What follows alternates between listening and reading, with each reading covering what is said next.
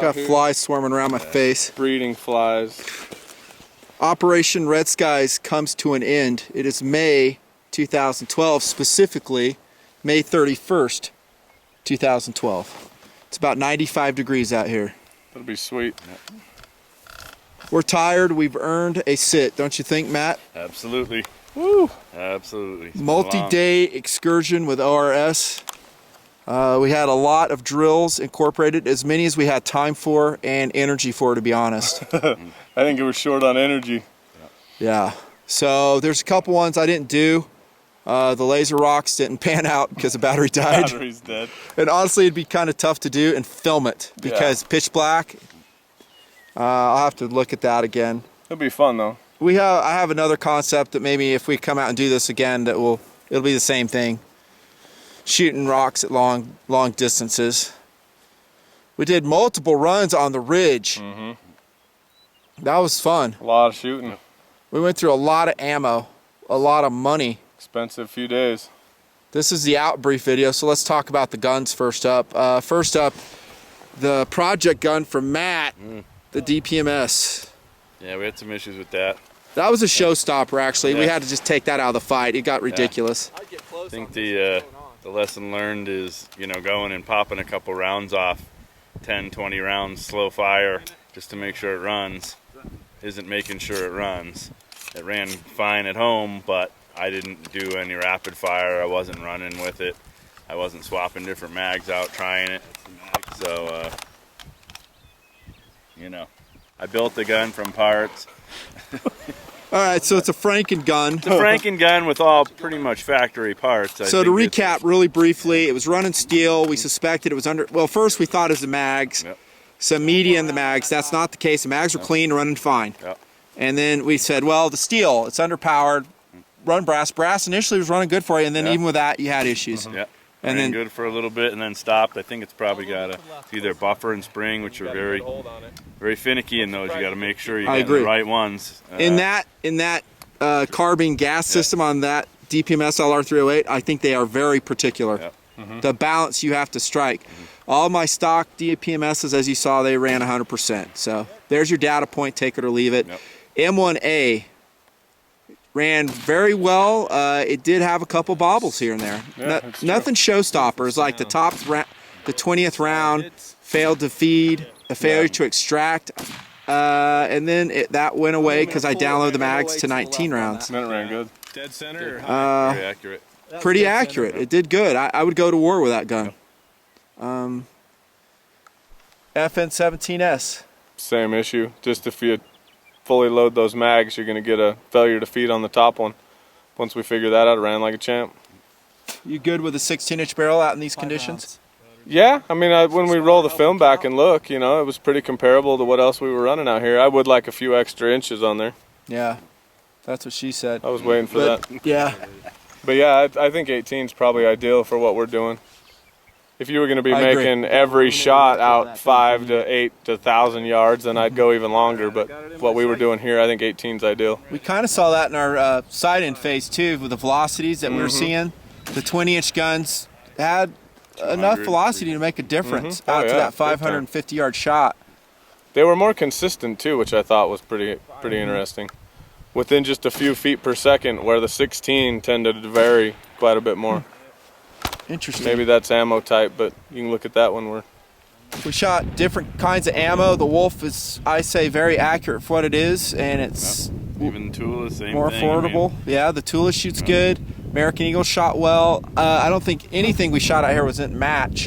So when we tried that hostage swinger plate at 225, that's a tough shot. It was really tough. And in the valley, it's a crosswind. So we were always dealing with that crosswind. So keep that in mind. Let's see, so that was that gun. My DPMS ran good, accurate. I ran out of elevation on my optics, though. Yep, that's true. Because of my, I don't know if it's the mount, it's a Weaver SPR mount. It's got no MOA built in, and it spanked me today on a 1-inch scope tube. On that 560-yard shot. Yeah, and I didn't have my data card with me. We didn't want to run it. And if guys say, well, you got an MOA dot, no, it's actually a ballistic reticle from Burris that corresponds to certain yardages, and you have to do your research, so I didn't connect so great on that one. And that leads us to optics. We'll start off with you, Matt. 8 power Horace? We talked a lot about it during the day. I mean, I was shooting good, but as soon as it got dark, that 8X. I mean, 8X is pushing it for that distance. We connected earlier, but as soon as it got dark, that thing was impossible. Yeah. I couldn't make anything out. So I definitely say 12 to 16 would be ideal for out here, if not more. I go to 6 to 20. I love it. Maybe 24. Hey, you're gonna have heat mirage. Dial it down. Mm-hmm. Yeah, but you can't range then. You got to range at your highest magnification. Who's using it for ranging? We did laser all day long. Yeah. Last time I checked, that's what they're doing operationally out in theater. They're not using MOA. All, yep. I thought you're going to have a spotter, by the way. Oh yeah. Especially at those distances, yeah. Because you're going to miss, you got to adjust fire, and without a spotter. And also the spotter I found helped double check your come-ups. Mm-hmm. Now you use mostly reticle, and you and I were spinning, and it's good that your spotter, hey, what do you got? You got 9 MOA, 4 MOA, that helped a lot. Mm-hmm. It really did. Especially on that back there when I was dials got messed up, he got me right on target. Just make sure you're spinning the right dial. The illumination dial and the elevation dial do have different functions. It's an easy mistake in the dark. It was awesome. At least you picked it up. It's broken. It won't do anything. Now why can't I hit anything? A good spotter should have seen you do that. Yeah, we corrected it. We got back on. Spotter is your babysitter. That's how I look at it. Yeah. He's doping the shot. He's making you dial in. All you're doing is pulling the trigger. Yep. That spotter does all the work pretty much. Yeah, it was a good time. With a backup function. I love those Burris 6.5 to 20s that I was running. They're just outstanding. Yes, I'd like the numbers to be bigger. They weren't. And I'm talking about when I rotate the knobs. It works, and it worked good. They're precise, repeatable from what I've seen. For the price you're paying for that scope, a deal. Total deal. It comes in OD, has a big objective. It's almost looking through a night scope, isn't it? It was awesome, yeah. I really liked it. Night and day using that versus. When I jumped on your Horus as spotting, I could hardly see through that thing. It was so dim. Yep. It was bad. Could have been. Okay, the mount's good. I didn't think we had any issues with the mounts from the M1A to DPM, so those all work good. Right. How about the pack in? Anything you'd change about? We'll start with footwear, I guess.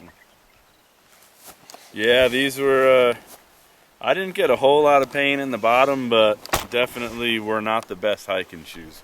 I was floating around in there, you know, getting knocked up on the left and right sides, toes all messed up. There's two big problems I see with EVA shoes. One is a platform effect. You're like on a platform, and so you can twist your ankle readily. They don't really... A lot of them that I've ran are like that when you're carrying a load. I'm talking 60 pounds. Another is, if we were to continue the hike mile after mile and go in like 8 miles in, then talk to me. Yeah. Because then the bottoms of your feet are going to be sore because those rocks are coming up right through the bottom. I'm hurting now, so there you go. Definitely make sure they're tight, real tight. I didn't tighten them up before we went, which made it even worse. Sizing issue with your boots, right? Yeah, I mean, they were brand new boots. I had like 2 blocks worth of time on them too, walking around the neighborhood trying to break them in with the pack. But they might be just a size small. My toes feel a little jammed. Bottoms of my feet, ankles, everything else is great. I've been really impressed with the boots. But don't your feet swell up after you do ballet too, though? My toes, yeah. Well, I took a break from ballet for like a week before I came out here, so I don't think that's the issue. All right, that's Foot Gear LBE. How many pockets do you have on your rig, dude? This was it. I didn't know what we were coming out for, man. So I definitely would not go with a chest rig. A plate carrier? Yeah, a plate carrier for if you're going to be hiking stuff. These things got on top of the other ones. My neck's all pressure points. Yeah, it was bad. It was real bad. Should have took some pouches off. You know, I guess I do what everybody does. They plan for the worst, thinking they're going to load up, 15 mags, and it was. I'm just kidding you, really, because you have how many M14 mag capabilities do you have? 4? No, this is a 2, 2, 2, 2, and I get 2 in here too. All right, so you do have too many patches on there. All right, so the one we ran was a Tag Phalanx, and it's actually a subsidiary called Shellback Tactical. Right. I've reviewed it already. I'm going to give it a solid 10 once again. It's a rig I'm wearing right here. It's just awesome.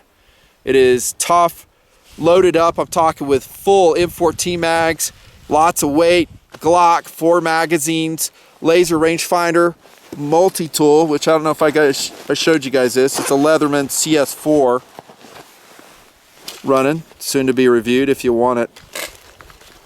That's in there. Then I have a Microtech SOCOM and other tools. This just ran so well. Comfortable. I mean, you know it's comfortable when you don't think about it. You know, I wasn't even thinking about it. I was like just walking around and go, oh, I still got my rig on. That's a good rig. The only thing is you don't have water or armor integration capabilities. True. But it is, we had all those in the pack, at least one. Right. Right. So it worked out well. Yeah. Hats. Yeah, I probably should have gone with the Boone hat, but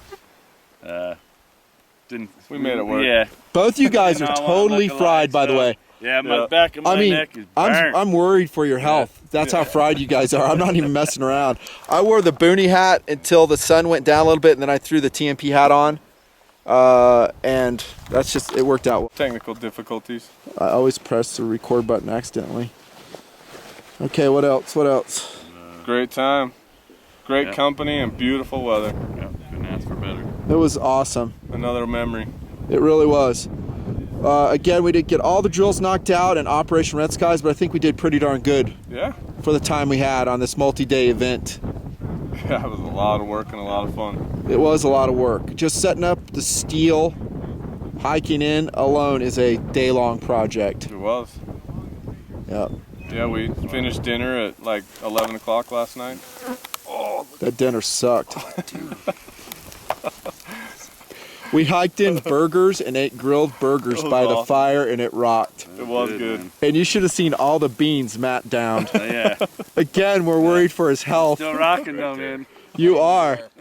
Yeah. Wow.